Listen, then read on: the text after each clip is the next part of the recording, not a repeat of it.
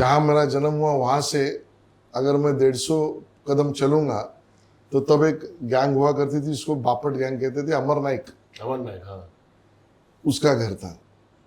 मैं अगर दाहिने ओर 400-500 कदम चलूँगा तो दगड़ी चाल, अरुण गवली, वो चाल थी। मैं पीछे की तरफ अगर करीब 50-100 कदम चलूँगा तो बकरी अड्डा, वहाँ पर बाबा 11 से लेके सब गैंग थे।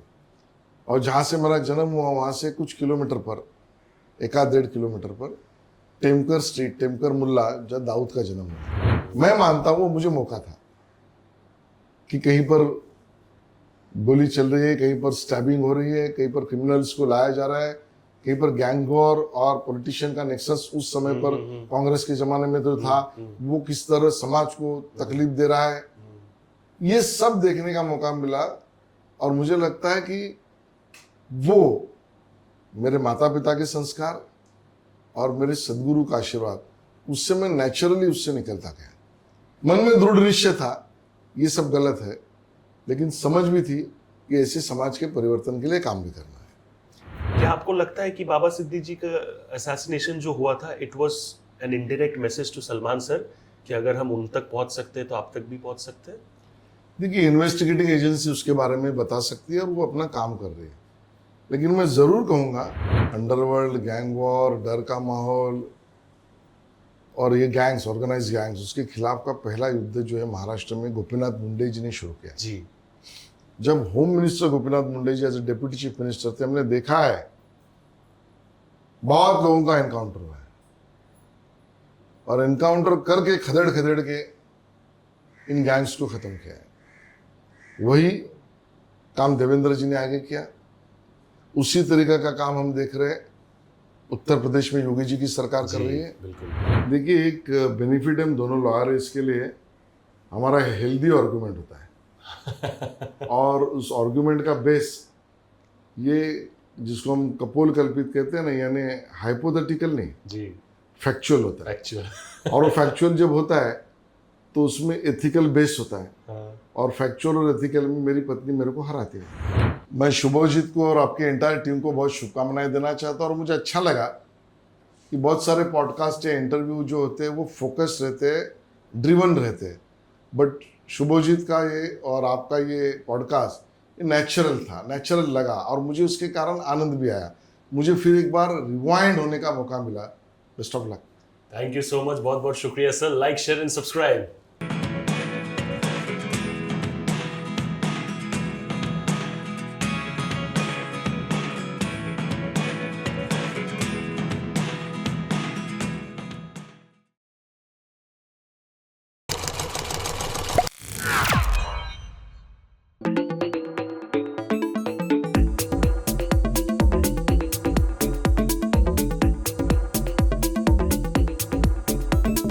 हेलो एवरीवन, स्वागत है आप सबका मेरे YouTube चैनल शुभजीत घोष में। एंड मेरे लिए आज बहुत ही सौभाग्य की बात है, it's an absolute honour for me that हमारे साथ यहाँ पे मौजूद है honourable cultural minister and IT minister government of Maharashtra Ashish Shelar जी।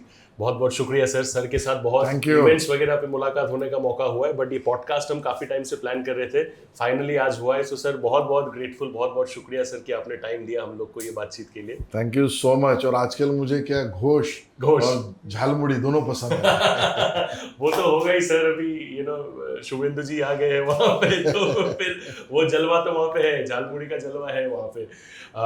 मैं उस पे भी जाना चाहूँगा सर, लेकिन मैं पहले थोड़ा आपके खुद के जो आपका जो लेगेसी अभी तक रहा है महाराष्ट्र में, उस पर मैं थोड़ा टैप इन करना चाहूँगा।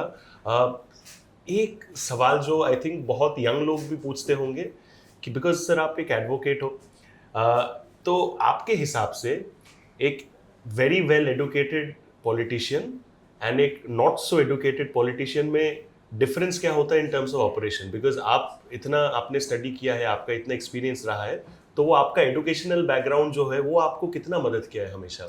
देखिए, मैं मेरी पर्सनल बात करूंगा तो मुझे लगता है कि मेरा लॉ का background as a bachelor in law और मेरा बैचलर इन साइंस ऑल्सो, ये दोनों मुझे बहुत ही उपयोगी हुआ जी। और इसके कारण एजुकेशन अपने आप में बहुत महत्व रखता है, बिल्कुल, सामाजिक जीवन में लोगों को समझने में, बिल्कुल बताए हुए लोगों के प्रॉब्लम्स को एनालाइज करने में, जी। उसको सॉल्यूशन निकालने में, तो एजुकेशन का अपना महत्व है। लेकिन मैं दूसरी तरफ ये भी कहूँगा कि अगर कोई ये कहेगा कि कोई ग्रेजुएट पॉलिटिशियन नहीं है तो शायद उसको लाभ नहीं होगा या वो अच्छा काम नहीं कर पाएगा, ये मैं मानने के लिए तैयार नहीं हूँ। Experience also count in public life. बिल्कुल और उस दृष्टि से जिनको अनफॉर्चुनेटली जो ग्रेजुएट नहीं बन पाए या जो एजुकेशन में एक मुकाम तक नहीं जा पाए, जी, उन्होंने भी पॉलिटिकली अच्छा काम किया, ये भी उदाहरण है। बहुत सारे।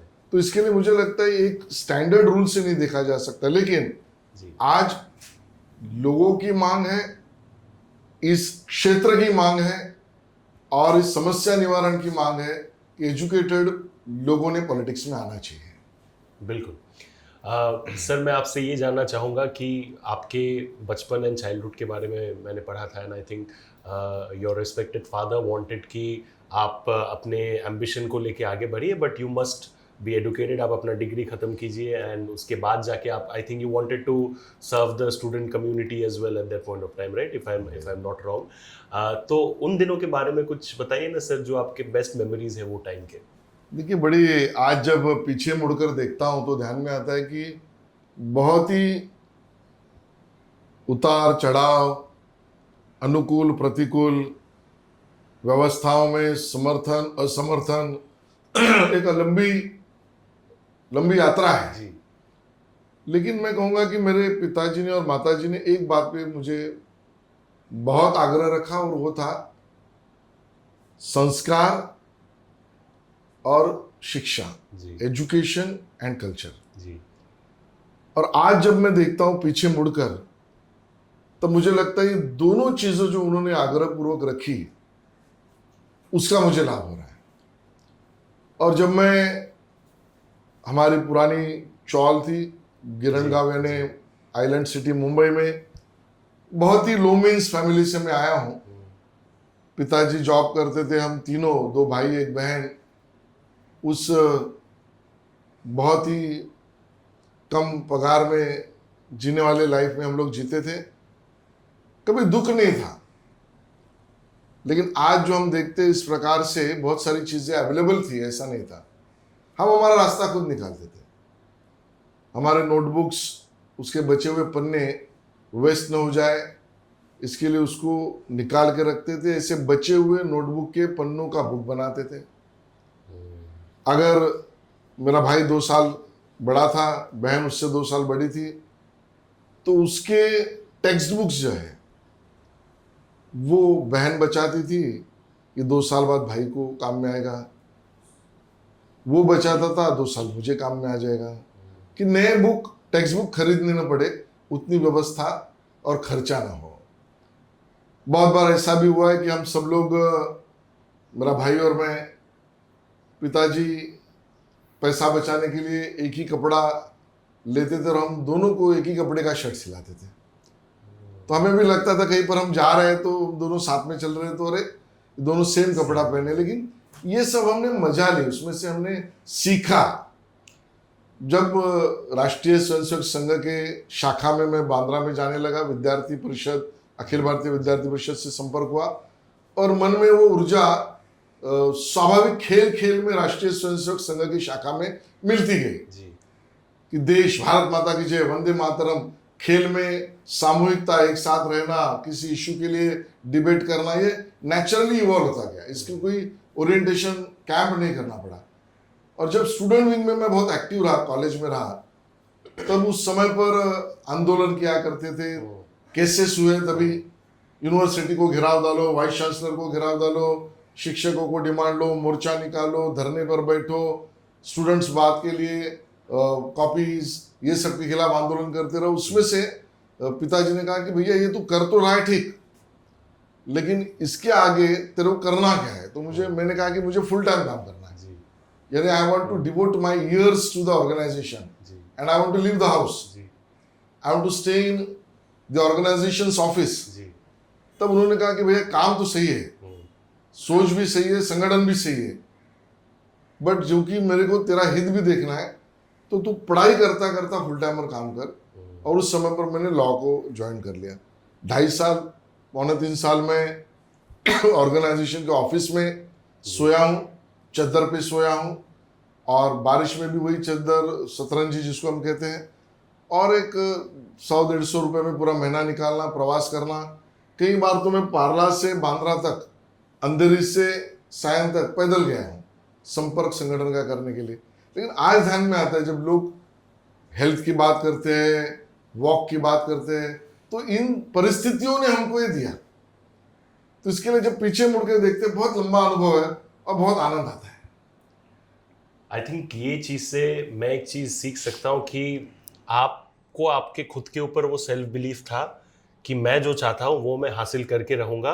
बट मुझे ये चीज़ से ये भी समझ में आता है कि आप बहुत डेडिकेटेड थे अपने परिवार के तरफ, विच इज़ वाई आपके फादर ने जो आपको एडवाइस दिया उस टाइम पे आपने वो सुना। बिकॉज बहुत ईजी होता है उस टाइम पे थोड़ा कैरिड अवे हो जाना, और ज़्यादा जवानी का जोश रहता है, यंग रहते हो, तो कभी कभी हम घर वालों का बात नहीं सुनते, राइट। एंड जो आज के जनरेशन में भी थोड़ा बहुत वो प्रॉब्लम होता है कि जोश है लेकिन घर वालों का बात नहीं सुनते, लेकिन आपने वो सुना एंड आपको इवेंचुअली हर चीज काम आया, राइट।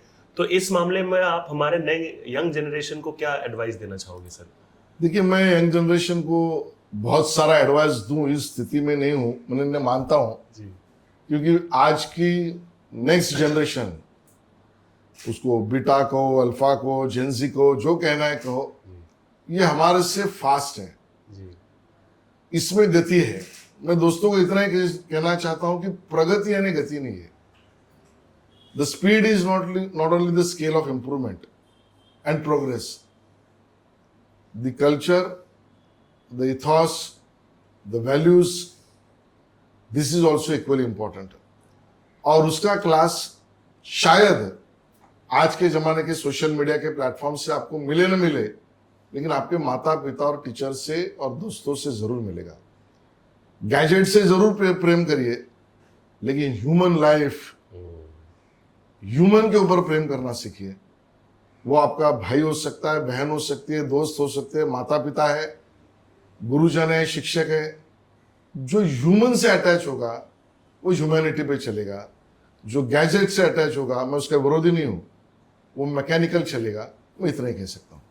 क्या बात है सर। एआई का ज़माना है, लोग एआई को लेके एक्साइटेड भी है, थोड़े बहुत डरे हुए भी है, बिकॉज जो लोग आईटी फील्ड में काम करते हैं सर, बहुत लोगों का अनफॉर्चुनेटली जॉब लॉस भी हुआ है। एंड बहुत लोग जो यंग जनरेशन है वो लोग थोड़े डरे हुए भी है कि हम शायद जब तक हमारा 40s तक हम पहुंचेंगे आईटी फील्ड में, तब तक शायद एआई ने इतना टेक ओवर कर लिया होगा कि शायद जॉब्स उतने बचेंगे ही नहीं, राइट। सो सर, आप ये जो एआई का बूम है इसको कैसे देखते हो, और जो लोग जॉब लॉस से डर रहे हैं उनको आप क्या एडवाइस देना चाहोगे, क्या सजेशन देना चाहोगे ताकि वो टाइम टू टाइम अडेप्ट होते रहे? और क्या लगता है आपको, एआई की वजह से और आगे जाके जॉब लॉस होने वाला है?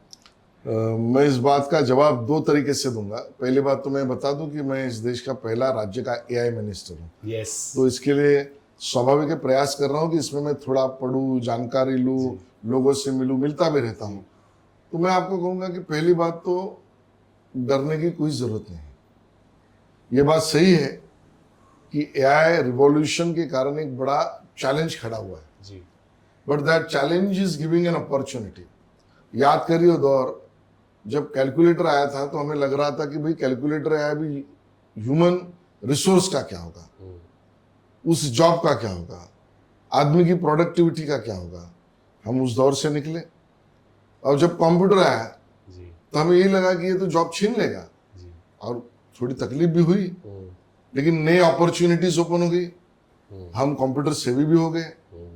फिर इंटरनेट आ गया, तो हमने सोचा कि भैया अभी इसके कारण एक बड़ा इम्पैक्ट होगा, हुआ भी, बट नए अपॉर्चुनिटीज सामने आ गई।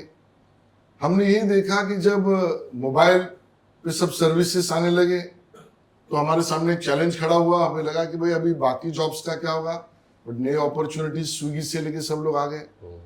एआई का माध्यम से भी चैलेंज है, बट इसके ऊपर 2 तरीके के जवाब है। एक, सरकार इस नाते में आश्वस्त करना चाहता हूं कि हमने एआई पॉलिसी अभी रूल आउट की है।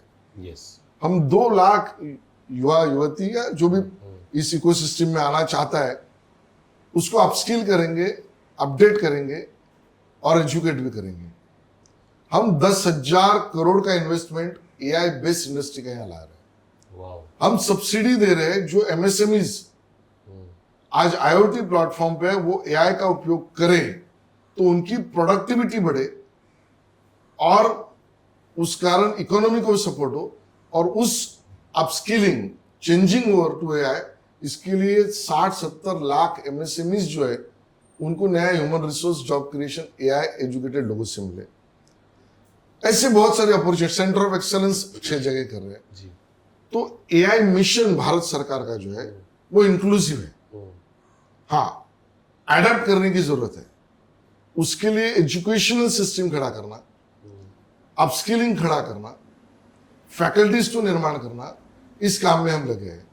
तो मुझे लगता है कि जो चैलेंज अभी सामने आया है उसमें से नए अपॉर्चुनिटीज आने वाले हैं, और उस अपॉर्चुनिटीज का बहुत स्वाभाविक लाभ भारत को मिलेगा, ऐसा मेरा मानना है। बिल्कुल। एंड आई थिंक टेक्नोलॉजी के सेक्टर में भारत ने दुनिया भर में बहुत इंटेलिजेंट माइंड्स ऑलरेडी प्रोड्यूस किए हैं, एंड आई थिंक आगे जाके भी वो करते रहेंगे। सर आपका इतना बिजी स्केड्यूल रहता है, फिर भी कल्चरल रिलेटेड इवेंट्स में आप थोड़ा बहुत टाइम निकाल के आप जाते हो, आप इतने किताबें भी पढ़ते हो, दिन में 24 घंटे ही होते हैं सर, आप कैसे सब कुछ एक साथ बैलेंस करते हो ना? देखिए, खाना खाने के लिए समय निकालना पड़ता है सोने के लिए समय निकालना पड़ता है। अगर मैं मेरे डॉग पे प्रेम करता हूँ, मेरी फैमिली है जी, उसके लिए सोचना थोड़ी पड़ता है कि उसको मैं इसके साथ कब खेलूं। जी, मेरा बेटा आज यहाँ नहीं यूएसए में है, तो उससे बात करने के लिए मन में स्वाभाविक इच्छा आती है, समय निकल जाता है। पत्नी के साथ बात करनी है, मन की बात शेयर करनी है, जी, तो सोच के लिखना नहीं पड़ता कि मुझे 12 बजे पत्नी को फोन करना है, वो स्वाभाविक होता है। वही बुक के लिए है। या मैं रोज पढ़ता हूँ, रोज पढ़े बिना नहीं सोता हूँ, और वो मेरे जीवन का हिस्सा बन गया है। मुझे drama, film, music, musician, literature, ये मेरे जीवन का भाग है।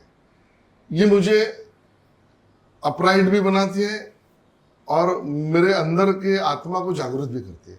और वैसे मैं ऐसा मानता हूँ कि आध्यात्मिक रास्ते पर पढ़ना और चलना ये बहुत ज़रूरी है, और मैं करता भी हूँ, उससे री एनर्जाइज होता हूँ। तो मुझे लगता है ये पूरक है, ये एक दूसरे के साथ चलने वाला है, साथ में हाथ चलने वाली चीज़ है। आपका बिजी लाइफ और आपका एनर्जी भरा लाइफ, इसका राज ये होना चाहिए कि आपको जो अच्छी चीज़ें लगती है, आप बुक से दोस्ती करो, आप ह्यूमन बींग से, दोस्तों से दोस्ती करो, और आप स्पिरिचुअल रास्ते पर चलो। मैं इसी चीज़ पे आना चाहता था नेक्स्ट, क्योंकि जब हमने ये इंटरव्यू चालू किया उसके पहले जैसे ही सर ऑफिस में आए, सबसे पहले मैंने देखा कि गणपति जी का आशीर्वाद लिया। तो मैं वही जानना चाहता हूँ सर कि आपका जो स्पिरिचुअल कनेक्शन है आपकी ज़िंदगी में, आप जहाँ पे आज हो, लोगों के हेल्प करने के लिए जिस मुकाम पे आप हो सर, स्पिरिचुअल कनेक्शन आपको कितना मदद किया है, आप क्या मानते हो इस चीज़ को लेकर? देखिए, मैं सवाल का जवाब सी दे दूंगा। मेरा जीवन, करियर को हो तो करियर, मेरी व्यक्तिगत जिंदगी को हो तो व्यक्तिगत, पर्सनल लाइफ जिसको कहते हैं, ये सब में मेरे गुरु का आशीर्वाद रहा है। और मैं मानता हूं कि मेरा जीवन ही डेडिकेटेड उस चीज के लिए। और जिस सीख पर चल रहा हूं मैं, मुझे लगता है कि हमको ये समझना पड़ेगा कि हम इस पृथ्वी पर क्यों है। ये आत्मा, सोल एक दैहिक माध्यम से बॉडी में आज आशीष चला रहा है, गत जन्म में कोई और होगा, अगले जन्म में कुछ और होगा। ये सोल दैहिक माध्यम को लेकर इस जमीन पर क्यों आया है? हम जिस बात को कहते हैं ना कि I want to go into deep myself, I want to listen to myself, I want to know about the nature, I just want to be in peace. ये सब प्रवास मेरे दृष्टि से आपकी सोल सर्चिंग और soul आपसे क्या बात करता है उसकी है। और जब आपकी बॉडी और सोल एक साथ चलते हैं, एक दिशा में चलते हैं, और वो आपको समझ में आता है, then your life is fruitful and then you can make others life fruitful। नहीं तो आप भी दुख में रहोगे और आपको मिलकर कोई सुखी नहीं होगा। आप ऑलवेज ग्रीफ में रहोगे और लोग आपको अनदेखा करेंगे। और इसके लिए मेरा मानना है कि स्पिरिचुअल लाइफ ये कोई अलग नहीं है। अपने जीवन के राज को समझना और उस दिशा में चलना, उसके लिए साधना करना, उसके लिए आत्मिक शक्ति को जागृत करना, उसके लिए भक्ति इस माध्यम को समझना, भक्ति के लिए हम मराठी में जिसको जिवाड़ा कहते हैं, अपनापन निर्माण करना और परोपकार यानी दूसरे के लिए सोचना, यही सही रास्ता है। क्या बात है। मैं थोड़ा सर आपके बचपन के वो दिनों पे जाना चाहूँगा जब एक बच्चा छोटा होता है। दो रास्ते होते हैं, ये एक होता है गलत रास्ता, दूसरा होता है सही रास्ता, राइट। आपके आसपास जो माहौल था, आप माफिया बोलिए, अंडरवर्ल्ड बोलिए, एक्सेट्रा, एक यंग बच्चा मैं बहुत करेक्ट करूंगा, गैंग वॉर, राइट, एग्जैक्टली वो माहौल था उस टाइम पे मुंबई में। तो एक बच्चे के लिए बहुत इजी होता है इन्फ्लुएंस्ड होकर गलत जगह पे भी जाना, लेकिन आपने अपना मनोस्थिति उस टाइम पे सही रखी, you chose the right path, right. But as a young child आपके लिए वो कितना मुश्किल था टू डिसाइड कि क्या गलत है सही है, बिकॉज उस उम्र में उतना समझ नहीं होता, राइट। वो आपने कैसे किया था करेक्टली? देखिए वो 80 का दौर है, 80-90 का दौर है। अभी एक नई पुस्तक भी पढ़ रहा हूँ मैं, राकेश मारिया जी की, एक आप भी पढ़ी है जी। उन्होंने मुंबई के अंडरवर्ल्ड को और गैंग वॉर को लेकर बहुत ही डीप इस प्रकार की बड़ी वॉल्यूमिनस बुक लिखी है। अब वो दौर जो 80-90 का था और जहाँ मेरा जन्म हुआ वो 7 रास्ता, यानी मैं तो आर्थर रोड जेल के सामने रहता था, मेरी पैदाइश ही उधर है। तो इसके लिए आर्थर रोड जेल में आने वाले क्रिमिनल्स, गैंगस्टर्स ये आंखों के सामने से जाते थे। जहाँ मेरा जन्म हुआ वहाँ से अगर मैं 150 कदम चलूंगा तो तब एक गैंग हुआ करती थी, इसको बापट गैंग कहते थे, अमर नाइक, हाँ। उसका घर था। मैं अगर दाहिने और 400-500 कदम चलूंगा तो दगड़ी चाल, अरुण ढवली, वो चाल थी। मैं पीछे की तरफ अगर करीब 50-100 कदम चलूंगा तो बकरी अड्डा, वहाँ पर बाबा 11 से लेके सब गैंग थे। और जहाँ से मेरा जन्म हुआ वहाँ से कुछ किलोमीटर पर, 1-1.5 किलोमीटर पर टेमकर स्ट्रीट, टेमकर मुल्ला, जहाँ दाऊद का जन्म हुआ है। तो ये मुंबई थी। और सही मायने में जिनको मुंबई समझना है ना, तो ये मुंबई समझनी पड़ेगी। और मैं कहता हूं मैं फॉर्चुनेट भी था, क्या नहीं करना ये सीखने मिला। जीवन में क्या करना है आप समझ सकते हो, क्या नहीं करना ये समझने के लिए आपको मौका मिलना चाहिए। और इसके लिए कल ही मैंने एक अच्छा वाक्य पढ़ा, that in our country we need to know the culture and success of failure, culture of failure.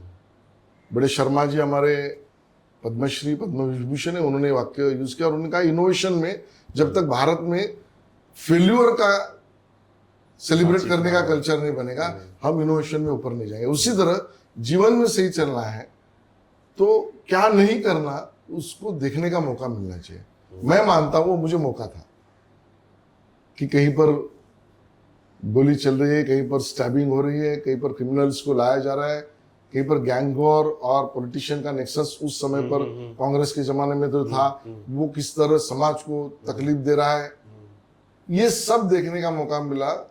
और मुझे लगता है कि वो मेरे माता पिता के संस्कार और मेरे सदगुरु का आशीर्वाद, उससे मैं नेचुरली उससे निकलता गया। मन में दृढ़ निश्चय था ये सब गलत है, लेकिन समझ भी थी कि ऐसे समाज के परिवर्तन के लिए काम भी करना है। तो वही एग्जाम्पल जो आपने बताया अभी कि उस टाइम पे आपने समझा था कि पॉलिटिकल नेक्सस है, वो है, तो कैसे मैं एक टाइम आगे जाके देश के लिए, हमारे स्टेट के लिए मदद करूं, काम करूं, ताकि ये सब मैं खुद जब मैं पावर में रहूंगा तो मैं बदल सकूं। तो वो आपके लिए एक मोटिवेशन फैक्टर था कि उस टाइम पे मैंने ऐसा देखा था, तो जब मैं खुद आऊंगा पोजीशन ऑफ पावर पे, मैं इंश्योर करूंगा कि ऐसा बिल्कुल ना हो। वो आपके लिए एक मोटिवेशनल फैक्टर बिल्कुल था। हमने देखा है लोग घरों से निकलने के लिए डरते थे। मैंने वो देखा है कि मेरे चौल में खुद एक छोटा मोटा टाइप का भाई था, तो वो अगर रास्ते से स्टेयरकेस से निकल रहा है तो मेरी माता वहां से नहीं जाती थी, वो छुप जाती थी। ये डर जो देखा है वो हमने देखा है, और ये डर जो है ये अननेचुरल डर है, ये बाय फोर्स, बाय कोर्शन। और इस प्रकार का डर ये अच्छे समाज का लक्षण नहीं है। हम कॉन्स्टिट्यूशनल वैल्यूज की बात करते हैं, संविधान की बात करते हैं जी। तो इस प्रकार की चीजें अगर मेरे माता पिता, भाई, मेरा नेबर, मेरे रिलेटिव, मेरे स्कूलमेट इनको डराता है तो ये डर भरा माहौल नहीं होना चाहिए। बिल्कुल, ये मोटिवेशन रहा है पहले से। डर का माहौल से मैं बताना चाहूँगा, अभी तो सर हमारे पुलिस फोर्स के वजह से एंड हमारे गवर्नमेंट के वजह से मुंबई उस टाइम का जो था अभी तो वैसा उसका आधा भी नहीं है। थोड़े बहुत क्राइम के हम लोग को किस्से सुनने मिलते हैं, बट देन अंडरवर्ल्ड का जो एक मेन फिक्सेस था। गुनाह हाँ। गलत ही है, उसके चित्र आज देख रहे हैं, लेकिन ऑर्गेनाइज क्राइम, गैंग वॉर ये नहीं रहा, वो बिल्कुल नहीं रहा। बट ये एक कुछ टाइम पहले इनफैक्ट आपके बहुत अच्छे दोस्त भी हैं हमारे सबके प्रिय सलमान खान सर, उनके फैमिली के ऊपर, उनके बिल्डिंग के ऊपर सर वो गोलियां चली थी एंड सलीम सर के ऊपर धमकाया गया था उनको, एक फैमिली के ऊपर थ्रेट था, राइट। एंड उसके कुछ टाइम बाद ही आई थिंक मेरे ख्याल से बाबा सिद्दीकी जी का असैसिनेशन हुआ। क्या आपको लगता है कि बाबा सिद्दीकी जी का असैसिनेशन जो हुआ था it was an indirect message to Salman sir कि अगर हम उन तक पहुंच सकते हैं तो आप तक भी पहुंच सकते हैं? देखिए, इन्वेस्टिगेटिंग एजेंसी उसके बारे में बता सकती है और वो अपना काम कर रही है, लेकिन मैं जरूर कहूंगा कि इस प्रकार की गोली चलना या किसी का गोली चल के मृत्यु होना ये बहुत ही गलत बात है। और सलमान खान हो या सलीम खान हो, इनको धमकाना या फायरिंग करना, ये गुंडा एलिमेंट के पीछे पूरी सरकार लगी हुई है और उसको खदेड़ के रख देगी। एंड इनफैक्ट ये कहा भी जाता है कि जो डॉन्स वगैरह शायद बाहर बैठे, पाकिस्तान में बैठे एक्सेट्रा, हमारे बीजेपी गवर्नमेंट से, मोदी जी से वो लोग डरते भी हैं। जैसे अभी कुछ टाइम पहले एक न्यूज़ आया था कि धुरंधर देख के अपेरेंटली दाऊद इब्राहिम अपसेट हो गए थे, तो उन्होंने दिल्ली में कुछ हादसा करने की कोशिश की, बट ऑफ कोर्स हमारी एजेंसीज एंड हमारे गवर्नमेंट के strict protocol and security measures की वजह से वो फेल हो गया, राइट। तो आप इस चीज़ को कैसे देखते हो sir? Because right from the very beginning BJP government का ये एक आई थिंक ऑपरेशन रहा है कि हम क्राइम मुक्त देश, कंप्लीटली कब होगा वो पता नहीं, बट एटलीस्ट वो डेस्टिनेशन पे चल पड़े हैं, राइट। तो आप इस चीज़ को कैसे देखते हो सर? देखिए, मैं तो बताऊंगा कि इसके खिलाफ अंडरवर्ल्ड, गैंग वॉर, डर का माहौल और ये गैंग्स, ऑर्गेनाइज गैंग्स, उसके खिलाफ का पहला युद्ध जो है महाराष्ट्र में गोपीनाथ मुंडे जी ने शुरू किया जी। जब home minister Gopinath Munde ji as a deputy chief minister थे, हमने देखा है बहुत लोगों का एनकाउंटर हुआ है, और एनकाउंटर करके खदेड़ खदेड़ के इन गैंग्स को खत्म किया है। वही काम देवेंद्र जी ने आगे किया, उसी तरीके का काम हम देख रहे हैं उत्तर प्रदेश में योगी जी की सरकार कर रही है। बिल्कुल। और उसी प्रकार का काम टेररिस्ट को खदेड़ के मारना। ऑपरेशन महादेव क्या था जी, पहलगाम में जिस तरह का टेररिस्ट अटैक हमारे भाई बहनों पर हुआ, तो ऑपरेशन महादेव में उनको सबको यहाँ गोली मार के टेररिस्टों को खत्म किया गया। और इसके लिए जीरो टॉलरेंस फॉर क्राइम, ये बीजेपी का मिशन है और उस पर ये सरकार काम कर रही है। सर आप बहुत प्रोएक्टिव हो in terms of getting things done. कुछ दिन पहले एक खबर आया था कि इलीगल रिमूवल ऑफ ट्रीज, जो कि हमारे सस्टेनेबल एनवायरनमेंट के लिए सही नहीं है, अनफॉर्चुनेटली आई थिंक कोई रिस्पेक्टेड कॉर्पोरेटर ने ये चीज़ उठाया था, लेकिन एफआईआर नहीं हो रहा था, राइट। मैंने न्यूज़ पढ़ा है कि आशीष शेलार जी उस चीज़ के बारे में जैसे उनको पता चला, उन्होंने इमीडिएटली एफआईआर ऑर्डर किया। इससे मुझे समझ में आता है सर कि खाली आपका जो डोमेन है स्पेसिफिकली उस पर नहीं, आप कितना जो एनवायरनमेंट है, सस्टेनेबिलिटी है, उसके लिए भी आप कितना सोचते हो, जो कि गलत बात है ऐसे इलीगल ट्रीज कट करना। तो हम लोग ने पहले भी देखा है कि आरए कॉलोनी वगैरह एक्सेट्रा, फॉरेस्ट, ऐसे जंगलों में पेड़ काटे जाते हैं, जिसका हम लोग को, आम आदमी जो है उनको डायरेक्ट उससे प्रॉब्लम होता है, राइट। तो आप ये मामले में सर ये क्या क्लैरिटी है, अगर आप थोड़ा हमारे दर्शकों को बताओगे प्लीज सर। देखिए, हम सबको ये समझना पड़ेगा, the mother earth, the nature, the environment, वो और हम अलग नहीं है। भले स्पिरिचुअल रास्ता लीजिए या फिर रोजमर्रा का जीवन लीजिए, करेक्ट। हमारा पहला गुरु ये नेचर है। क्या हम हमारे माँ से खिलवाड़ कर सकते हैं? क्या हम हमारे गुरु को अपमानित कर सकते हैं? क्या हम हमारे उसी सब चीज़ों को जिसके लिए हमारे मन में श्रद्धा है उसके लिए अश्रद्धा निर्माण कर सकते हैं? हम नहीं कर सकते। मुझे लगता है यही भाव रखना चाहिए। आज जो ग्लोबल वार्मिंग हो या सब इश्यूज हम देख रहे हैं, इन सब इश्यूज के लिए करना क्या है? मोदी जी ने सिंपल रास्ता दिया है, एक पेड़ माँ के नाम। मेरी माँ के नाम से मैं अगर एक पेड़ लगाता हूँ, उसको अगर मैं उसका रख रखाव करता हूँ, मेरा कंट्रीब्यूशन है। बिल्कुल। मैं अगर लेस कार्बन इमर्शन वाली व्हीकल यूज करता हूँ, मेरा ये कंट्रीब्यूशन है। मैं अगर ज्यादा से ज्यादा साइकिल या नेचुरल चीजों का उपयोग करता हूँ, जिसके कारण डीकंजेशन भी होता है, कार्बन इमर्शन भी कम होता है, मेरा मेरा ये कंट्रीब्यूशन है। मैं अगले पीढ़ी को, भले वेटलैंड हो, बायोडाइवर्सिटी हो, एनिमल्स हो, फ्लोरा फौना हो, इसके लिए सेंसिटाइज करता हूं। मेरा ये कंट्रीब्यूशन है। मैं कोई अभियान चलता है, अभी देवेंद्र फडणवीस जी ने एक अभियान इस सरकार ने तय किया है जी। अगले 20 सालों में हम 300 करोड़ पेड़ लगाने हैं। महाराष्ट्र का 33% of the land area needs to be done green. वाह। उसमें मैं कंट्रीब्यूट करता हूं। हमने तय किया, मैं गार्डियन मिनिस्टर हूं सबब का। भैया ये तो बात थी कि हमने आरे को जंगल कर दिया, ये पेपर पे हो गया, एक्चुअल कब हुआ? It has been declared as a forest on paper. That was their time of regime. मैंने स्वयं पूरा प्रवास किया आरे में, और 80 एकड़ जगह थोड़ी निकाल कर आज अलग अलग जगह पर 5 लाख पेड़ लगाने के काम की शुरुआत की है। आज मुंबई के मेयर ने 1 लाख पेड़ लगाने के काम के लिए शुरुआत की है। मुझे लगता है ऑक्सीजन की बनाने की कोई फैक्ट्री हो नहीं सकती, और कार्बन इमर्शन को रोकने के लिए अपने एफर्ट के सिवा कोई दूसरा रास्ता नहीं। और इसके लिए इस रास्ते पर, इस सोच पर चलना, ये कल की जनरेशन के लिए सबसे ज़्यादा ज़रूरी है। Very rightly said sir, and I think कुछ मेरे आखिरी गिने चुने सवाल है जो हम करके ये ख़त्म करना चाहेंगे। सर, जो बाहर का कोर्ट होता है वो तो है, आपके फैमिली कोर्ट में आप भी एडवोकेट हो सर, मैम भी एडवोकेट है। जब दोनों इतने अच्छे तरीके से वेल वर्स्ड विथ लॉ है, तो I mean how does it help in understanding और improving the law structure of the state? उससे कुछ हेल्प होता है सर?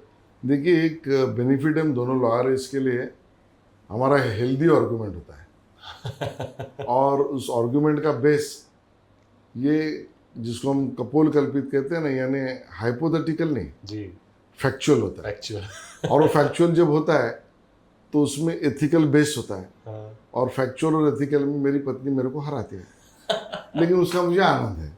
हम दोनों इसके कारण बहुत सारे इश्यूज पर, सोशल इश्यूज पर, पॉलिटिकल इश्यूज पर, लीगल इश्यूज पर हम बात करते हैं, उस बात करने का मजा भी आता है। नए नए चीज़ें जब वो पढ़ती है, नया जजमेंट आया है, नया कोर्ट में कोई आर्गुमेंट हुआ है, तो दैट कीप्स मी अपडेटेड। मेरे सामने जो लोगों की समस्याएं आती है, प्रॉब्लम्स आते हैं, उससे जब मैं बात करता हूँ तो उसका लीगल बेस क्या हो सकता है, उससे बात करते समय मुझे भी मिलता है। तो मुझे लगता है इसका एक बहुत बड़ा प्रभाव और आनंद हमको मिलता है। क्या बात है। आशीष शेलार जी कोई चीज़ को लेके ओवरथिंक करते हैं या स्ट्रेस लेते हैं? स्ट्रेस नहीं लेता, लेकिन मैं जरूर सोचता हूँ, डीपली सोचता हूँ। मैं ऑलवेज सोचता हूँ कि भाई मैं जिस कारण से जन्मा हूं, वो कारण मैं कैसे समझूं। मेरे बोलने से, मेरे क्रियाकर्म करने से मैं किसी को आनंद दे रहा हूं या मेरे अहंकार को बढ़ा रहा हूं।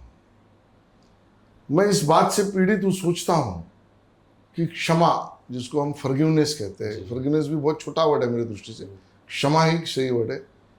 ये नेचुरल चीज है कि अननेचुरल चीज है, उसको पाना कैसे, इसको नेचुरली इनकलकेट अपने में करना कैसे।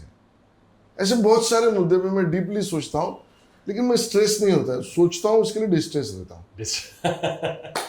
बट वही चीज़ है सर कि आप सोचते हो एंड उस चीज़ को लेके डिस्ट्रेस लेते हो, लेकिन इतने सारे लोग आपको जब मिलने आते हैं, दे हैव सर्टेन एक्सपेक्टेशंस, उनको लगता है कि शेलार सर हमारी मदद करेंगे। अभी क्वांटिटी कभी कभी इतना होता है कि सर शायद आप सबका करना चाहते हो, बट समय की वजह से या due to other challenges is well कभी कभी हो नहीं पाता, राइट?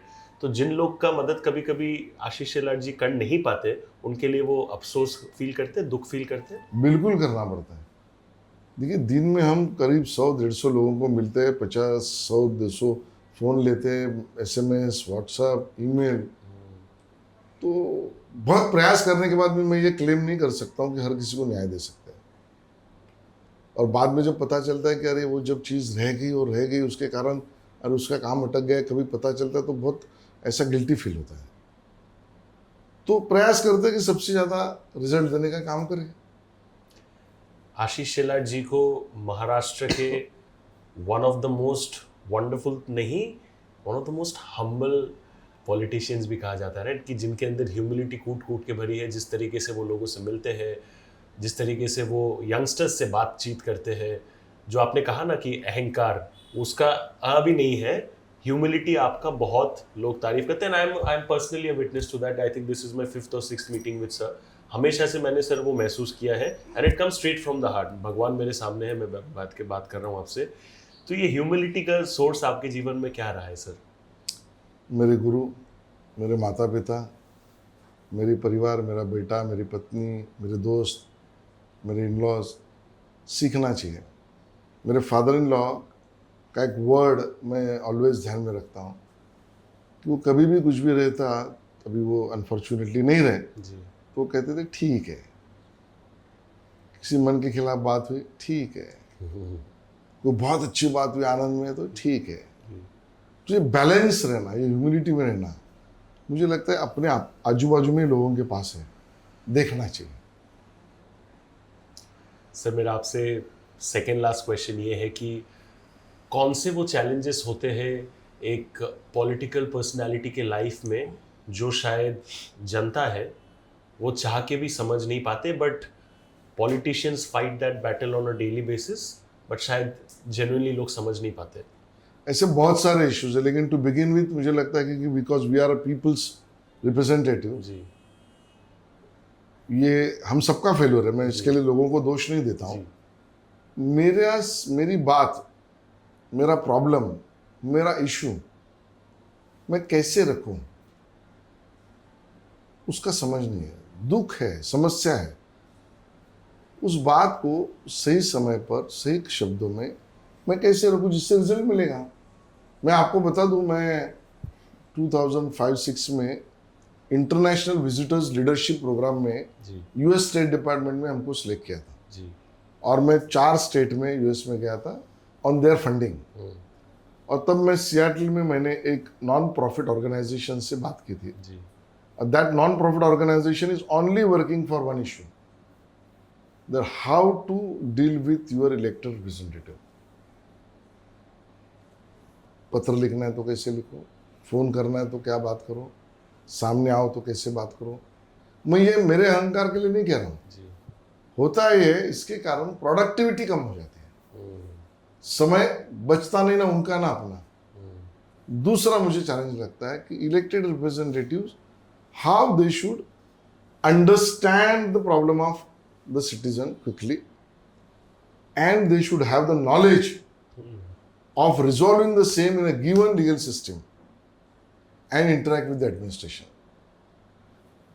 जिसका प्रॉब्लम है उसका फ्रस्ट्रेशन दूसरे पे डाल रहा है, वो उसका फ्रस्ट्रेशन तीसरे पे डाल रहे हैं। पॉलिटिशियन पे डाल रहा है, पॉलिटिशियन इलेक्टेड रिप्रेजेंटेटिव पे डाल रहा है, वो एडमिनिस्ट्रेशन पे डाल रहा है। लेकिन लीगल सिस्टम क्या है, इसको रिजॉल्व कैसे किया जा सकता है, उसके लिए इसमें से बहुत सारे लोग अभी भी अनदेखे। ये चैलेंज मेरे को लगता है रोज दिखता है। तो मेरे जीवन का जब भी मैं अपना अलग जीवन शुरू करूँ सोशल लाइफ, तो इसमें इस बात पे काम करूँगा कि लोगों को और एडमिनिस्ट्रेशन को, इलेक्टेड रिप्रेजेंटेटिव को मदद करूँ कि आप इस तरीके से चलोगे तो प्रोडक्टिविटी बढ़ जाएगी।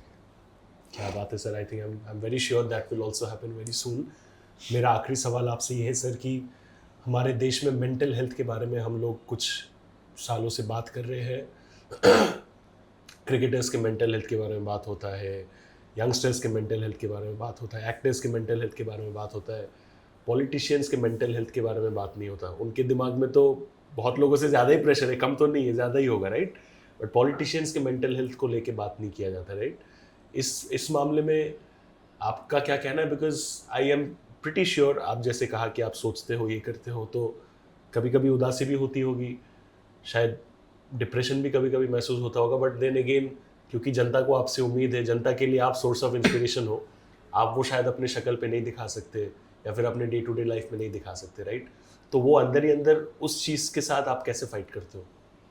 देखिए, इसके दो तरीके से मैं जवाब दूंगा।